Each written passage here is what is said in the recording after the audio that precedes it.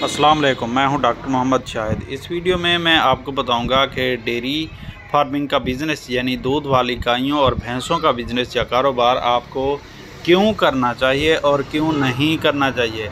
मतलब इसके फ़ायदे क्या हैं और नुकसान क्या हैं पाकिस्तान में।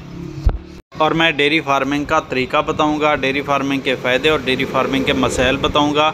और ये भी बताऊंगा कि आप अगर डेयरी फार्मिंग का बिज़नेस स्टार्ट करना चाहते हैं तो कौन कौन सी बातें जहन में रखें और किन बातों से बचना चाहिए, किस तरह नुकसान से बचना चाहिए।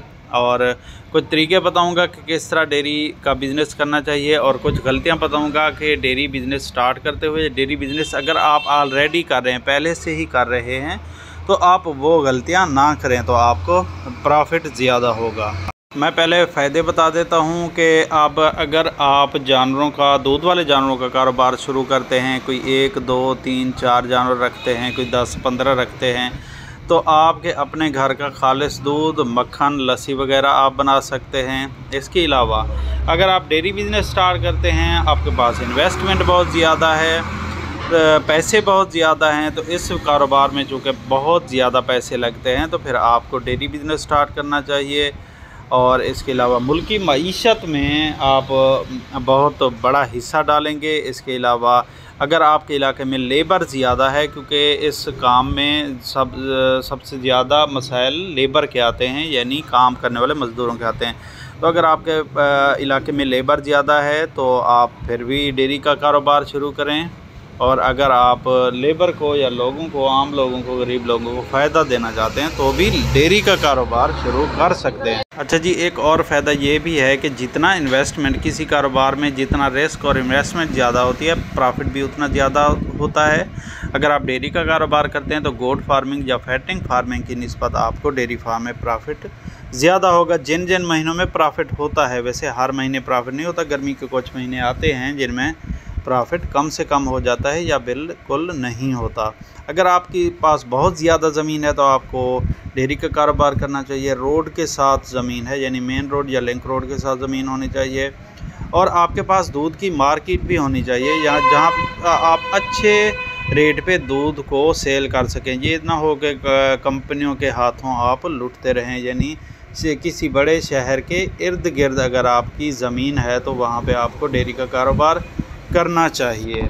अब इसके बाद मैं बताता हूं कि डेयरी फार्म के पाकिस्तान में क्या क्या नुकसान हैं। मतलब कि मैं डेयरी फार्मिंग की अब खामियां बताने लगा हूं। रिवायती यूट्यूबर की वीडियोस के बरअक्स मैं आपको सच बताने लगा हूं कि अगर आपके पास ज़मीन थोड़ी है तो आप डेयरी का कारोबार ना करें। आप ठेके पर ज़मीन लेकर कारोबार नहीं कर सकते, क्योंकि डेयरी के कारोबार में आजकल मुनाफा बहुत कम हो गया है, तो आपको कुछ नहीं बचेगा। आपके फार्म के लिए जगह ज़्यादा ज़रूरत होगी, आपको एक्सटेंशन की यानी फार्म बढ़ाने की कभी ज़रूरत पड़ सकती है। तो अगर आपके पास जगह थोड़ी है तो आप कारोबार ना करें। आपको पैसे बहुत ज़्यादा चाहिए, करोड़ों में इन्वेस्टमेंट चाहिए होती है जनाब। अगर आप वर्कर रखते हैं तो ज़ाहिर है आपके जानवर जो है 5-6 से ज़्यादा होने चाहिए, फिर आप वर्कर रखेंगे तो आपको कुछ बचेगा। यानी छोटे कारोबारी हजरात के लिए मैं कह रहा हूँ कि अगर आप ये सोच रहे हैं कि हम 3-4 गायें रखेंगे और एक वर्कर रख लेंगे, तो ऐसा नहीं होता। अगर ख़ुद काम करें तो 3-4 गायों से आप काम चला सकते हैं। इसके अलावा आलात और इक्विपमेंट्स डेयरी के लिए बहुत ज़्यादा ज़रूरत होते हैं।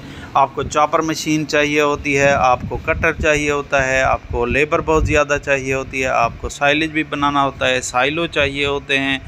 और आपको इसके अलावा मिल्क पार्लर चाहिए होता है, जहाँ पे आप मिल्किंग करें, या फिर लेबर ज़्यादा जो कि हाथ से मिल्किंग कर सके। इसके अलावा दूध के रेट्स पाकिस्तान में कम हैं। इसके अलावा लेबर के मसाइल बहुत ज़्यादा हैं। लेबर तंग करते हैं, पाकिस्तानी नवाबजादे एडवांस वगैरह ले के भाग जाते हैं, या फिर लेबर ब्लैकमेल करती है। और अगर लेबर चली गई, ये फैक्ट्री तो नहीं है कपड़े की जो आप एक दिन बंद कर देंगे, एक मशीन, तो कोई मसला नहीं होगा। ये तो जानवर हैं, ज़िंदा चीज़ है, 24 घंटे इनकी केयर करनी है, इनके साथ रहना है, इनकी ज़िम्मेदारियाँ होती हैं। अगर आप ख़ुद काम नहीं कर सकते या फिर आप ख़ुद फार्म के अंदर मौजूद नहीं रहते 24 घंटे, तो फिर भी आपको डेयरी का कारोबार सोच समझ के करना चाहिए, क्योंकि दूसरों के सर पे ये काम नहीं छोड़ा जा सकता। हर वक्त की देखभाल, 24 घंटे बंदों का अलर्ट रहना ज़रूरी होता है। अब इसके अलावा गायों के अपने मसाइल होते हैं। मतलब मैं शुरू करता हूँ कि गायों के क्या क्या मसाइल होते हैं।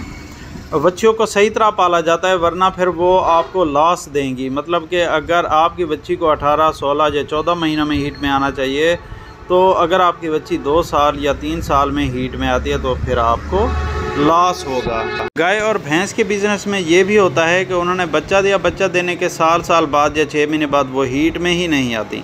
अगर हीट में आती हैं तो जानवर रिपीट होते हैं। मतलब डेयरी फार्म्स पे हर डेयरी फार्म पे ऐसे जानवर होते हैं जो बार बार रिपीट होते रहते हैं। मतलब उनको टीका रखा जाता है या बैल से मिलाई करवाई जाती है, तो वो रिपीट होते रहते हैं। उनके बच्चादानी के मसाइल आ सकते हैं, उनको बच्चादानी में इन्फेक्शन हो सकता है, इनके थनों के मसाइल आ सकते हैं, थन ख़राब हो सकते हैं, अडर ख़राब हो सकता है, क्योंकि आपके गाय की सारी कीमत थनों में होती है, क्योंकि उसने दूध देना होता है। अगर वो दूध ही नहीं देगी तो फिर आपको पैदावार कहाँ से आएगी। कुछ ही नस्लें ऐसी होती हैं जो दूध ज़्यादा देती हैं। अगर आपको नस्लों का पता नहीं है तो आप ऐसे जानवर ले आएंगे जो आपके ज़्यादा खाएंगे और कम दूध देंगे, तो इस तरह भी आपको लॉस होगा, नुकसान होगा। इसके अलावा ख़रीदारी में मुश्किलात आती हैं। आपको पता ही नहीं लगता कि व्यापारी हजरात आपको 2 नंबर गाय या जो नाकिस माल है वो थमा देते हैं। फार्मिंग में सबसे ज़्यादा खर्चा खुराक का होता है। 70% अखराजात खुराक के होते हैं। बहुत ज़्यादा खुराक चाहिए होती है आपको। साइलेज है यानी खुश्क चारा, सब्ज़ चारा वगैरह और वंडा जात वगैरह चाहिए होते हैं। तो हर एक कैटेगरी की अलग आपको खुराक चाहिए होती है, तो फिर आप का इन्वेस्टमेंट बहुत ही ज़्यादा होती है और जबकि मुनाफा उसकी निस्बत बहुत कम होता है। अगर आप डेयरी फार्मिंग स्टार्ट करना चाहते हैं या पहले से ही आप कारोबार कर रहे हैं तो इन चीज़ों को मद्देनज़र रखें कि जानवर खुशहाल रहें। आपके जानवरों की जगह खुली और ग्रुपिंग होनी चाहिए, जानवर अलग-अलग होने चाहिए। और इसके अलावा जानवरों की ख़रीदारी सबसे अहम होती है। जो मैंने बताया कि आपको व्यापारी या दूसरे हजरात आपके साथ धोखा कर सकते हैं। एक वीडियो मैंने बना के डाली हुई जिसमें मैंने बताया हुआ है कि जानवरों को किस तरह आपके साथ किस तरह धोखा होता है। होता यह है कि जानवरों का अडर जो है वो बराबर नहीं होता, फिर आपको वो जानवर चिपका दिया जाता है। वो इस तरह करते हैं कि जो थन नीचा होता है उसको आपके आने से पहले, दिखाने से पहले उसका दूध निकाल लिया जाता है, और जो थन ऊंचा होता है फिर उसका दूध नहीं निकाला जाता। इसके अलावा जानवरों की बच्चादानी ख़राब होती है, रिपीट हो रहे होते हैं, फिर आपको वो जानवर आपको वो दे देते हैं। इस तरह नहीं करना चाहिए। वो जानवर खरीदना चाहिए जो गब्बन हो, ख़ास तौर पर पहले बारे की गब्बन जो बच्ची होती है। इस तरह भी होता है कि जानवर खुश्क होता है, फिर आपको वो थमा दिया जाता है, वो दूध नहीं दे रहा होता। बाद में जब वो बच्चा देता है तो पता लगता है जी इसके तो थन ख़राब हैं। तो अगर आप दूसरे तीसरे सूए की गाय लेते हैं तो पहले तो लेनी भी नहीं चाहिए। आपको सूए में भी आपके साथ फ्रॉड हो सकता है। मसलन फ्रीजन गाय 5 या 3 या 4 सूए बहुत अच्छी तरह रहती है।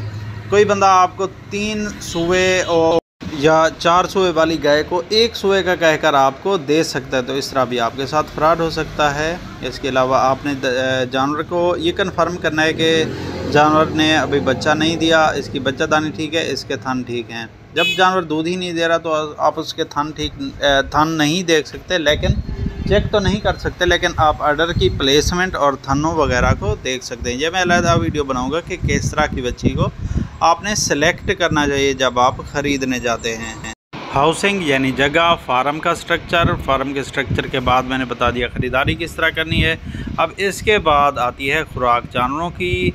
आपके पास ज़मीन बहुत ज़्यादा होनी चाहिए, हर तरह की खुराक का इंतज़ाम रखें। और जो कुछ ऐसे मौसम आते हैं जो फीड शार्टेज के मौसम होते हैं जिनमें चारा नहीं होता, तो उसके लिए भी आप इंतज़ामात रखें। मसलन आप सर्दियों के बाद जो अप्रैल मई होता है, इन महीनों में जब सब्ज़ चारा नहीं होता तो आप है यानी खुश्क चारा बना के रखें। सर्दियों के चारा जात का खुश्क चारा बना के रखें। इसके अलावा आपके पास साइलेज हर वक्त होना चाहिए। आप फीड शार्टेज के मौसम में आप मकई उगा सकते हैं, क्योंकि साल में 3 बार आप मकई उगा सकते हैं।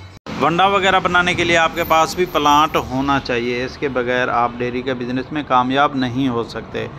ये कुछ चीज़ें मैंने जनरल तौर पर, आम तौर पर कवर करने की कोशिश की। इनमें एक एक चीज़ के बारे में, हाउसिंग के बारे में, खुराक के बारे में और नस्लों के बारे में, ख़रीदारी के बारे में मैं अलग-अलग वीडियो इंशाल्लाह बना के इस पेज पे अपलोड करता रहूँगा।